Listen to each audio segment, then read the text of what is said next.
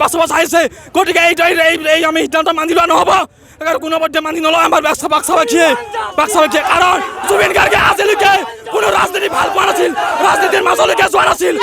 আজি সেই হেমন্ত বিশ্ব শৰ্মাই এই ৰাজনীতিৰ মাজলৈ সেই জুবিন গাৰ্গ কিয় টানি আছে বাৰে বাৰে এই আমাক প্ৰত্যুত্তৰ দিব লাগিব নহ'লে আগন্তুক ইলেকশ্যনত সেই প্ৰত্যুত্তৰ অসমবাসীয়ে হেমন্ত বিশ্ব শৰ্মাক প্ৰদান কৰিব এনেকুৱা ৰাজনীতি কৰা আমাক মুখ্যমন্ত্ৰীৰ প্ৰয়োজন নাই য'ত নেকি হেমন্ত বিশ্ব শৰ্মাই ৰিণিকে ভূঞাক বাছৰ স্বাৰ্থত এনেকুৱা ৰাজনীতি কৰি আছে গতিকে এনেকুৱা ৰাজনীতি কৰা মানুহক আমাক প্ৰয়োজন নাই মুখ্যমন্ত্ৰীৰ পৰা অতি সোনকালে পদত্যাগ কৰক আৰু এনেকুৱা এখন কাৰাগাৰ 2000জন মানুহ ৰাখিব পৰা কাৰাগাৰ এখন আজিলৈকে কোনো এজন ব্যক্তি ৰখা নাই যেতিয়া জীয়াই আছিল সেই সময়ত এনেকুৱা পুলিচ প্ৰশাসনে তেখেতক নিৰাপত্তা প্ৰদান কৰা নাছিল কিন্তু আজি জুবিন গাৰ্গক যিকেইজন ব্যক্তিয়ে হত্যা কৰিলে সেইকেইজন ব্যক্তিক নিৰাপত্তা প্ৰদান কৰাৰ কাৰণে পুলিচ প্ৰশাসনে উঠি পৰি লাগিছে কিহৰ কাৰণে পুলিচ প্ৰশাসনে উঠি পৰি লাগিছে জুবিন গাৰ্গৰ হত্যাকাৰীক চৰকাৰ প্ৰশাসনে ৰক্ষণাবেক্ষণ দি আছে তাৰ কাৰণে কোনো এজন কয়দী নথকা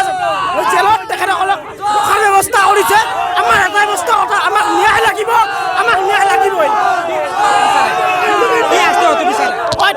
তেখেতসকলক ফাঁচি দিয়ক নহ'লে ৰাইজৰ আগত এৰি দিয়ক এটাই কথা হয় ফাঁচি দিয়ক নহ'লে আমাক দিয়ক